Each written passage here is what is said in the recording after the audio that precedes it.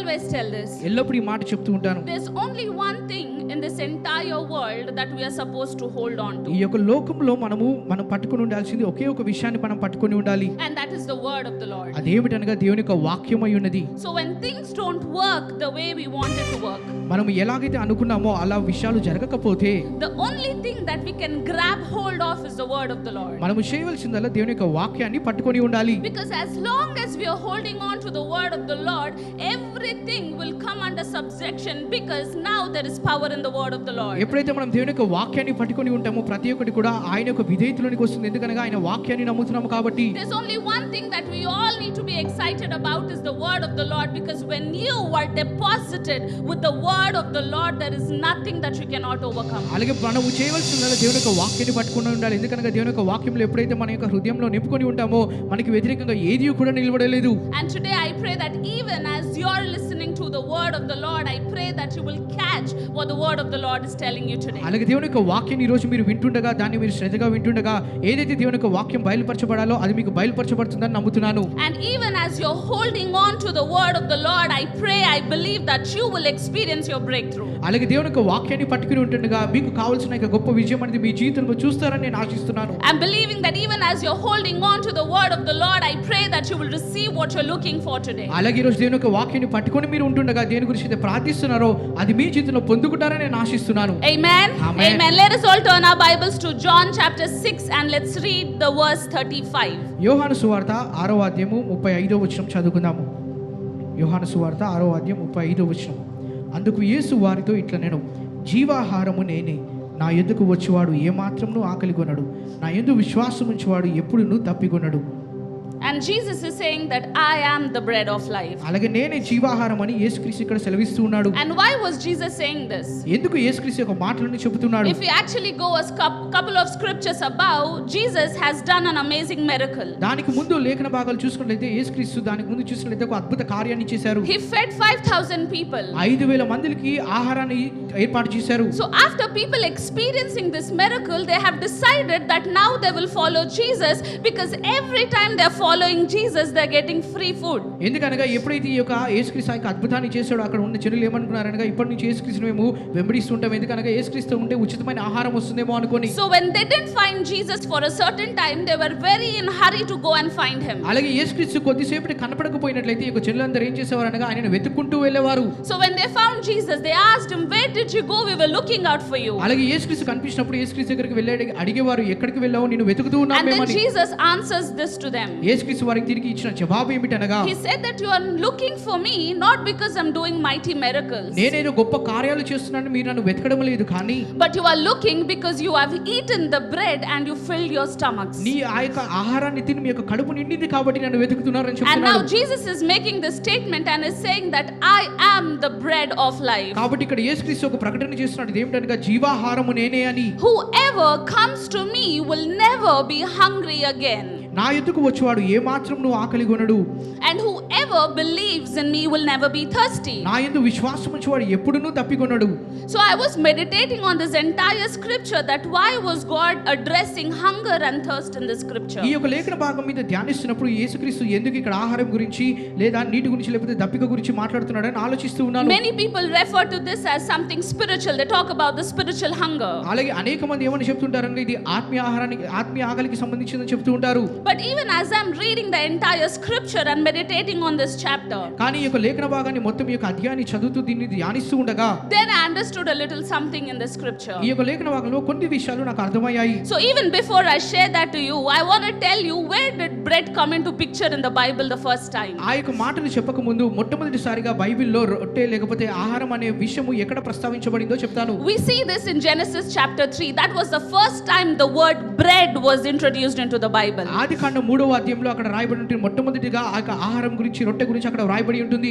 When Adam had fallen, ఎప్పుడైతే ఆదాము పాపంలో పడిపోయాడో the first thing that God tells him, that he says that now you have to go out of the garden, work and earn your own bread. ఆదాముకి దేవుడు చెప్పిన మాటలు ఏమిటనగా, నువ్వు ఇప్పుడు ఏదైనా వనం నుంచి బయటికి వెళ్ళిపోయి నీ యొక్క ఆహారం కొరకు నువ్వే ప్రయాసపడి శ్రమపడి సంపాదించుకోవాలని చెప్పాడు. So in the garden of Eden, when God created everything else for a man, అలాగే ఏదైనా వనంలో ఎప్పుడైతే దేవుడు మానవుడికి కావాల్సిన ప్రతి ఒక్కటి ఏర్పాటు చేసి ఉంచాడో, we see that Garden of Eden was not built by the working of the man. ఏదెను వనం అనేది మనుషుడు చేసింది కాదండి, ఆయన కష్టపడి చేసింది కాదు.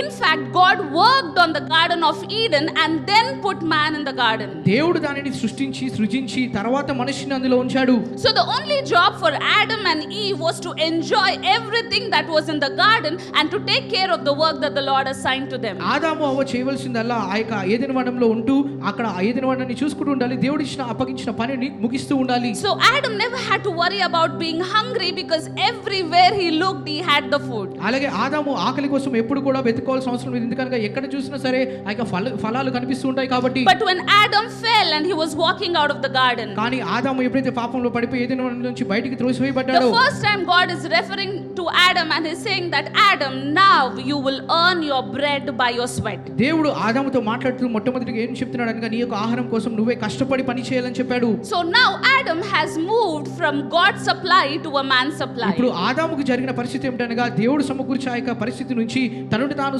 సమకూర్చుకున్న ఆ యొక్క పరిస్థితిలోనికి వెళ్ళిపోయాడు. When Adam was in the Garden of Eden, he was enjoying the work of the Lord, but now outside the garden he has to eat the labor of his work. ఆదాము ఏదెను వనంలో ఉన్నప్పుడు దేవుడు చేతిక్రియ ద్వారా చేసిన ప్రతి ఒక్కటి అనుభవించేవాడు, కానీ ఇప్పుడు ఆదాము బయటికి త్రోసివేయబడ్డాడు కాబట్టి ఆయన చేతి పని ద్వారా ప్రతిదీ సమకూర్చుకోవాలి. So now entire mankind is working so that we can eat the labor of, or we can eat the fruit of our labor. మానవాళ్ళంతా కూడా దేని కొరకు ప్రయాసపడి కష్టపడుతున్నారు అనగా మన యొక్క చేతి పనిని తినడానికి అయి ఉన్నది.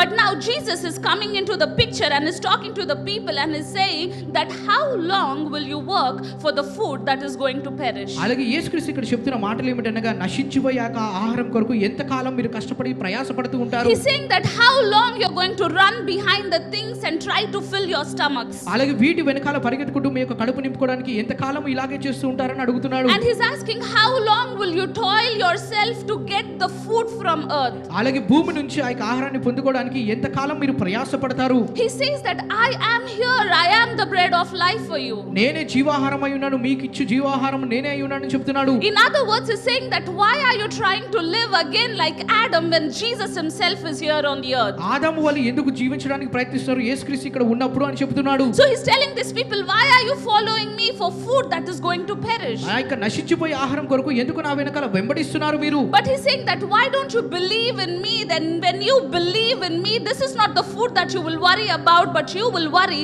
about something that is much greater than the food. అలాగే నా యందు విశ్వాసం ఉంచండి, మీరు విశ్వాసం ఉంచినప్పుడు ఈ యొక్క నశించిపోయే ఆహారాన్ని కాదు కానీ దీనికంటే గొప్ప ఆహారాన్ని పొందుకుంటారని చెప్తున్నారు. So now God is telling that as long as humans are under the mentality of working from day after day and trying to get bread and live on that bread, he's saying that you are living on your own source. అలాగే దేవుడు ఇక్కడ చెప్తున్న మాటలు ఏమిటనగా, మనుషుడు ఎంతకాలం అయితే తను కష్టపడి ఆ యొక్క సంపాదించుకొని ఆ యొక్క కడుపు నింపుకోవాలనుకున్నట్లయితే అది నశించిపోయిన ఆహారం ఇలా అవన్నీ కూడా తాత్కాలికమైన విషయాలను చెప్తున్నాడు. He's telling these people that as long as you're trying to find a way to fill your tummies and keeping your focus on finding to fill your tummies, he's saying that you're just living a life of an ordinary person. ఆ యొక్క కడుపు నింపుకోవడానికి కావాల్సిన ఆ యొక్క పనిని మాత్రమే మీరు ఆహారాన్ని సమకూర్చుకోవడానికి మీరు చేస్తున్నట్లయితే మీరు చాలా సాధారణమైన జీవితాన్ని జీవిస్తారని చెప్తున్నాడు. But he says that if you can come to me, మీరు నా యొద్దకు వచ్చినట్లయితే, if you can believe in me, ఆయన చెప్తున్న మాటలు ఏమిటంటే నన్ను విశ్వసించినట్లయితే, he's saying that you are moving from a hard work of a man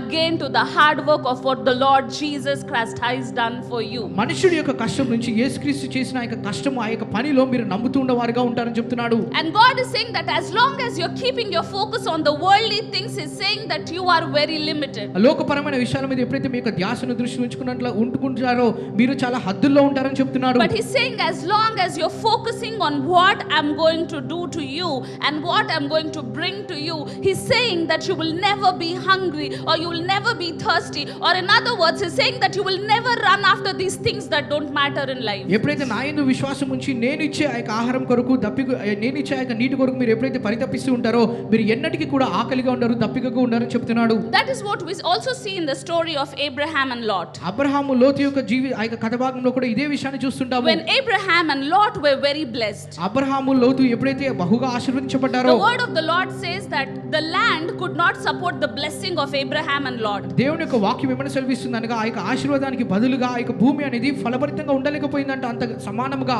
So they had to divide because the land is not able to support the cattle they had, or they could not support their people because the land is very limited, and the blessing that was on Abraham and Lot was much more than that. అలాగే బహుగా వారు ఆశీర్వదించబడ్డారు కాబట్టి వారి దగ్గర ఉన్న ఆ యొక్క పశువులు జంతువులు అనేది ఆ యొక్క భూమి సరిపోయేది కాదు కాబట్టి వారు విభజించుకున్నారు ఆ యొక్క భూమిని. So now God is giving an offer to Abraham and Lot. దేవుడు ఏం చేస్తున్నాడుగా అబ్రహాముకు అలాగే లోతుకు ఒక ఆఫర్ అనేది ఇస్తూ ఉన్నాడు. Or in fact Abraham is saying, Lord, now I know that we are struggling in this land. Let's do one thing. Let's depart our ways. అలాగే అబ్రహాం ఇక్కడ చెప్తున్న మాటలు ఏమిటంటే ఈ యొక్క భూమి సరిపోవడం లేదు కాబట్టి ఒక పని చేద్దాం, దీన్ని విభాగించుకుందాం మనం అని చెప్పాడు. So now what Lot is doing is, when Lot was trying to see which land to pick, అలాగే లోతు ఇక్కడ వెతుకుతున్నాడు ఏ యొక్క భూమిని నేను తీసుకోవాలా అని. they were standing on this high place. ఇక్కడ పర్వతం మీద ఎక్కి నిలబడి చూస్తూ ఉన్నారు And వారు. now Lot is laying his eyes on the land that looked like it was full of green and it was full of luscious plants, that he thought that if I can go to this land, all my cattle, all my people can live in abundance. అలాగే లోతు ఎప్పుడైతే వెతుకుతున్నాడో ఎక్కడైతే పచ్చగా ఉందో ఎక్కడైతే గడ్డి మంచిగా ఉందో ఈ యొక్క పశువులు దీన్ని తిని తృప్తి పొందుకుంటాయి కదా అని చెప్పి ఆ యొక్క నేలను తీసుకుందాం అనుకున్నాడు. And Abraham decided to stay in a land that is called Canaan, which is a very dry land. అలాగే అబ్రహాము ఎటువంటి స్థలంలో ఎటువంటి ప్రదేశంలో ఉన్నాడు అనగా కనాను ప్రదేశంలో ఉన్నాడు అనగా అదేమిటనగా ఎండిన నేల అయి ఉన్నది అది. After this decision, now Lot comes into the picture. అలాగే నిర్ణయం తీసుకున్న తర్వాత లోతు ఆ యొక్క పరిస్థితిలోనికి వచ్చాడు. ఇప్పుడు Now God comes into the picture and he says that, Abraham, I want you to lift up your eyes and see the land. అలాగే దేవుడు అబ్రహాముతో చెప్పిన మాటలు ఏమిటనగా ఇప్పుడు నువ్వు ఒక్కసారి కనులు పైకెత్తి ఆ యొక్క నేలను చూడు, భూమిని చూడు అని చెప్తున్నాడు. And he says that whatever you're seeing today, I will give that land as possession to you and to your children. నువ్వు ఎంత దూరం అయితే చూడగలవో అంత దూరం ఆ యొక్క భూమిని నీకు స్వాస్థ్యంగా నీకు నీ సంతానానికి ఇస్తానని చెప్పాడు. And immediately after the conversation that he had with the Lord, the word of the Lord says that whatever Abraham did in that land was prosperous. అలాగే వెంటనే దేవుడు ఆ యొక్క వాగ్దానాన్ని అబ్రహాముకి ఇచ్చిన తర్వాత అబ్రహాము ఆ యొక్క భూమి మీద ఏదైతే సేద చేశాడో అదంతా కూడా సమృద్ధిగా ఆశీర్వదించబడిందని చెప్తుంది. So now Lot depended on what he can see and he thought that it was better. లోతు ఏం చేశాడనగా తను కంటికి కనిపించింది తీసుకొని ఇదే నాకు చక్కది శ్రేష్టమైనది అనుకున్నాడు. And most of our Christians also do that. క్రైస్తవులు అనేక మంది ఇలాగే చేస్తూ ఉంటారు. We always look for the careers that pay us more. అలాగే మనం ఎటువంటి ఉద్యోగాలు చూసుకుంటాం అనగా బాగా జీతం వచ్చే ఉద్యోగాలను. We look for a courses that will pay us more. మనం ఎటువంటి కోర్సులో జాయిన్ అవుతాం అనగా బాగా భవిష్యత్తు ఉన్న కోర్సుల్లో. We want to upskill ourselves so that we can be better than someone else. అలాగే మనకున్న ఆ యొక్క స్కిల్స్ అన్నిటిని కూడా ఇంకా మంచిగా నేర్చుకోవాలనుకుంటాం వేరే వాటిని అధిగమించడానికి. And Jesus is addressing that issue here and is saying that as long as you're struggling, you're putting your mind, you're channeling your energy to trying to fill your stomach, he's saying that you are a failure. అలాగే ఇక్కడ దేవుడు చెప్తున్న మాటలు ఏమిటనగా ఎప్పుడైతే ఎంతకాలం అయితే నువ్వు కష్టపడి ప్రయాసపడి నీ కడుపు నింపడానికి ప్రయత్నిస్తూ ఉంటావో నువ్వు ఇక్కడ విఫలమవుతున్న వాడిగా ఉన్నావు అని చెప్తున్నాడు. But he's saying that as long as you will be like that Abraham who looked unto the Lord, he did not look at which land he was in, where he was planting in. He doesn't care about all those things because he knew one thing: as long as he is in the one who's giving the bread, it doesn't matter where he's finding a bread, because the word of the Lord says, David says that I have been young and I am old now, but I have never seen the children of God beg, because the one who calls you is faithful. The one who calls you will always put you in a place where you will never be hungry, where you will never thirst. But he's saying that I have come so that I can give you the bread of life, so that you can never hungry. You don't have to worry about the things that are bothering you, but have your mind on me so that you will receive everything that you need to survive in this world. మనము చేయవలసింది ఏంటంటే అబ్రహాము వలె ఉంటూ ఉండాలి. మన యొక్క పరిస్థితిని బట్టి మనము చక్కదిద్దుకోకూడదు, కానీ దేవుడే సమకూర్చువాడని చెప్తూ ఉండాలి. అలాగే కీర్తనకారుడు దావీదు చెప్తున్న విధంగా నేను చిన్నగా ఉన్నప్పుడు చూశాను, పెద్దగా ఉన్నప్పుడు చూశాను, కానీ నీతివంతులు అడుక్కోవడం ఎప్పుడు చూడలేదని దావీదు సెలవిస్తున్నట్లు మనం ఎప్పుడైతే దేవుడి మీద విశ్వాసం ఉంచుతూ ఉంటామో మన యొక్క ప్రతి ఒక్క అవసరత కూడా ఆయన సమకూరుస్తున్న వాడిగా ఉంటాడు. Amen. That is what Isaac did too. When Isaac sowed in the land of famine, it says that he has given 100-fold of harvest. While everybody are struggling to produce bread, the word of the Lord says that Isaac produced 100-fold more. అలాగే ఇస్సాకు ఎప్పుడైతే కరువు కలిగిన ప్రాంతంలో ఉన్నాడో ఆ యొక్క కరువు ప్రాంతంలో కూడా ఎప్పుడైతే విత్తనం నాటాడో 100 ఫలాన్ని పొందుకున్నాడు. వాక్యం ఏమని సెలవిస్తుందనగా అందరూ కూడా ఆ యొక్క పంటను కోసుకోవడానికి ప్రయాసపడుతున్నారు, కానీ ఇస్సాకు విత్తనం నాటినప్పుడు 100 ఫలితాన్ని పొందుకున్నాడు. And today I'm here to tell you, ఈ రోజు ఒక మాట చెప్తున్నాను మీకు, do not be like those people who are running after materialistic things, trying to get the bread into your house, feed yourself, feed your children, trying to live a better life. అలాగే వస్తుపరమైన విషయాల వెనకాల పరిగెత్తుకుంటూ మీ యొక్క కడుపు నింపుకోవడానికి లేకపోతే మీ యొక్క కుటుంబానికి సమకూర్చడానికి మాత్రమే ఆలోచించకండి. But the word of the Lord is saying, believe in the one who gives you the bread of life. కానీ దేవుని యొక్క వాక్యం ఏమని సెలవిస్తుంది అనగా జీవాహారం ఇచ్చే ఆ యొక్క దేవుని నమ్ముకోమని చెప్తుంది. So even as you're taking part in the body and the blood of Jesus, you are eating the bread of life himself. ఈ రోజు యేసుక్రీస్తు యొక్క శరీరము రక్తంలో పాలు పంచుకుంటుండగా ఆయన యొక్క ఆహారం, ఆయన జీవాహారంలో మీరు పాలు పంచుకుంటున్న వారుగా ఉన్నారు. So even as you're eating the bread of life, all your needs shall be met in the bread of life. జీవాహారంలో మీరు పాలు పంచుకుంటుండగా మీ యొక్క ప్రతి అవసరత కూడా ఈ యొక్క జీవాహారం ద్వారానే సమకూర్చబడుతుంది. The only work that we need to do as believers, మనం విశ్వాసులుగా మనం చేయవలసిన ఒకటే ఒక పని ఏమిటనగా just believe in the Father. తండ్రి యందు నమ్మకం ఉంచాలి. Just believe in the Father. తండ్రి యందు నమ్మకం Don't ఉంచాలి. try to do your research. I know we all are depending on ChatGPT these days, but let me tell you, there is a better source than ChatGPT, that is Jesus Christ, the bread of life. అలాగే మీ యొక్క సొంత తెలివి మీద ఆధారపడకండి, ఈ యొక్క ChatGPT మీద వాటి మీద ఆధారపడకండి. వాటికంటే శ్రేష్టమైన ఆధారం అయి ఉన్నాడు ఆయన. ఎవరు అనగా దేవుడు అయి ఉన్నాడు. Anybody parents here that you will tell your children to work and get their food? అలాగే తల్లిదండ్రులు ఎవరైనా ఇక్కడ ఉన్నవారో, మీకు పిల్లలు ఉన్నట్లయితే మీ యొక్క ఆహారం కోసం, మీ యొక్క కడుపు నింపుకోవడానికి మీరే పని చేయాలని చెప్తారా అండి? Do your kids wake up in the morning and try to figure out how to get food? అలాగే మీ యొక్క పిల్లలు పొద్దున్నే ఉదయకాలంలో లేచి నేను ఆహారం ఎలా సంపాదించుకోవాలి, ఎలా కడుపు నింపుకోవాలని ఆలోచిస్తారా? Do they plan on getting their food for themselves? వారి కొరకు వారు సమకూర్చుకోవడానికి ఆలోచిస్తూ ఉంటారా? In fact, they get up in the morning and command what they want to eat. అలాగే ఉదయకాలం లేచి వారు తల్లిదండ్రులకు ఆజ్ఞాపిస్తుంటారు ఏమి తినాలనుకుంటున్నారో. Because the children know that my father and my mother will provide to me no matter what. ఎందుకనగా పిల్లలకి తెలుసు వారి యొక్క తల్లిదండ్రులు సమకూరుస్తారని ఏది జరిగినను. In fact, the kids will know that my parents can go hungry but they'll never keep me hungry. వారికి తెలిసిన విషయం ఏంటంటే నా యొక్క తల్లిదండ్రులు అయినా సరే తినకుండా ఉంటారు కానీ నన్ను ఆకలిగా ఉంచరని అనుకుంటారు. And today imagine we are talking about an heavenly father who is much more than the earthly father. అలాగే ఈ రోజు మనం భూ సంబంధమైన తండ్రి కంటే గొప్ప దేవుని గొప్ప తండ్రి గురించి మనం మాట్లాడుకుంటూ ఉన్నాము. And he's saying that I'm more interested to give you all your needs than you are interested in your needs. అలాగే నీ యొక్క అవసరతల పట్ల ఎంతగా ఆసక్తి ఉన్నావో లేదో తెలియదు కానీ దేవుడు నీ యొక్క ఆసక్తి, నీ యొక్క అవసరతలను బట్టి చాలా ఆసక్తిగా ఉన్నాడు. And now today Jesus is saying that I am the bread of life. కాబట్టి ఈ రోజు యేసుక్రీస్తు చెప్తున్న మాట ఏమిటనగా నేనే జీవాహారం అయి ఉన్నాను. Come to me, you will not be hungry. నా ఎద్దుకు వచ్చేవాడు ఏమాత్రం ఆకలిగా ఉండడు. You will never think of what you need in your life again if you come to me. ఆయన ఎద్దుకు మీరు వెళ్ళినట్లయితే మరలా నీ జీవితంలో ఏమి కావాలో ఏం అవసరం ఉందో దాని గురించి మరలా మీరు ఆలోచించారండి. He's telling that if you can come to me, you will never think how to meet your needs, because when you come to me, you will know that I will meet your needs. అలాగే మీరు ఆయన దగ్గరికి వచ్చినప్పుడు నా యొక్క అవసరతలు ఎలా తీర్చుకోవాలని నువ్వు అనుకోవు కానీ ఆయన నీ యొక్క ప్రతి అవసరతను ఆయన తీరుస్తాడు కాబట్టి. And he's telling that if you believe in me, you will never thirst again. అలాగే ఆయన చెప్తున్న మాట ఏమిటనగా ఆయనలో విశ్వాసం ఉంచినట్లయితే ఎప్పుడు కూడా తప్పికొనడు మీరు. Back in those days they did not have the taps where they can get water. ఆ రోజుల్లో చూసినట్లయితే ఇలా ట్యాప్ తిప్పగానే నీళ్ళు వచ్చేవి కాదండి. They had to go dig a well and bring water from the well. అలాగే వారు ఎక్కడికో దూర ప్రాంతము ప్రయాణించి ఒక బావిని తవ్వి బావి And it నుంచి was నీళ్ళు so తెచ్చుకోవాలి. difficult for them to store the water. ఆ యొక్క నీళ్లను దాచిపెట్టుకోవడం కూడా చాలా కష్టంగా ఉండేది And వారికి. still God is saying that if you can believe in me, I will make sure that the well is coming to your house and you don't have to go to the well. అలాగే ఇక్కడ దేవుడు చెప్తున్న మాట ఏమిటంటే నా యందు విశ్వాసం ఉంచినట్లయితే ఆ యొక్క బావి అనేది, నీటి బావి అనేది నీ దగ్గరికి వస్తుంది కానీ మీరు దాని కొరకు వెతుకొని వెళ్ళాల్సిన అవసరం లేదని And చెప్తున్నాడు. even today as we are taking part in the body and the blood of Jesus, ఈ రోజు ఆయన బలిలో మనం పాలు పంచుకుంటూ ఉండగా don't sit in his presence asking him to try to fulfill this need and that need. ఈ యొక్క అవసరతను తీర్చుదేవా, ఈ యొక్క అవసరతను తీర్చుదేవా అని అడగకండి ఆయనని. He's telling that I am the bread of life. నేనే జీవాహారం అని చెప్తూ He's ఉన్నాడు. telling even as you're eating the bread of life himself, ఈ రోజు ఆ యొక్క జీవాహారంలో మీరు పాలు పంచుకుంటూ ఉండగా he's saying that you'll never be hungry again. మీరు ఎప్పుడు కూడా ఆకలిగా ఉండాలని He's చెప్తున్నాడు. saying that you will never be thirsty మీరు again. ఎప్పుడు కూడా తప్పికొన్నారని He's saying చెప్తున్నాడు. that you will never be in lack again. మీరు ఎప్పుడు కూడా కొరతలో ఉండాలని He's చెప్తున్నాడు. saying that you'll never be in sickness again.